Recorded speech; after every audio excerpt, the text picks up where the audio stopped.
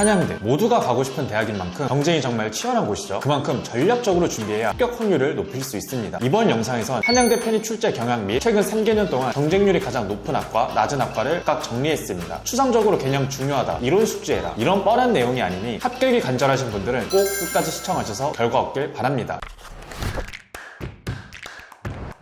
한양대 편입 영어 시험은 35문항에 60분이 주어집니다. 이것만 봐도 시간이 빠듯한 타임어택형이란 걸 유추할 수 있죠. 표를 보시면 문법 문제는 없고 어휘, 논리완성, 독해 세 파트에서만 출제되는데요. 24년도에 비해 작년엔 어휘, 독해 비중이 줄고 논리완성 문항이 많아졌습니다. 독해, 논리완성 비중이 거의 비슷해졌는데요. 한양대 기출문제와 비슷한 난이도와 유형으로 구성된 성균관대 기출도 풀어보는 게 큰 도움 됩니다. 자연계가 기존의 영수 포함해서 60문항, 총 130분이 주어졌는데요. 이번에 수학 25문항에 총 70분이 주어지는 걸로 변경됐습니다. 편입 영어는 반영 안 하고 대신 토익을 추가 지원 자격으로 갖추라는 공지가 나오면서 변경된 건데요. 이걸 통해 예측할 수 있는 건 기존에 수학만을 반영하는 연고대 수학과를 노리던 학생들이 한양대도 노릴 것으로 보입니다. 한양대도 이걸 의식하여 문제 난이도를 높이지 않을까 싶습니다. 24년도, 25년도 유형별 문항수는 큰 차이 없었는데요. 아마 올해도 이와 비슷하게 출제될 확률이 높습니다. 선형대수에선 직교 기저 문제, 부분 공간으로의 사용 문제 등이 몇 년간 출제 빈도가 높았고 공학 수학 파트에선 대부분 미분 방정식 영역에서 출제됐습니다.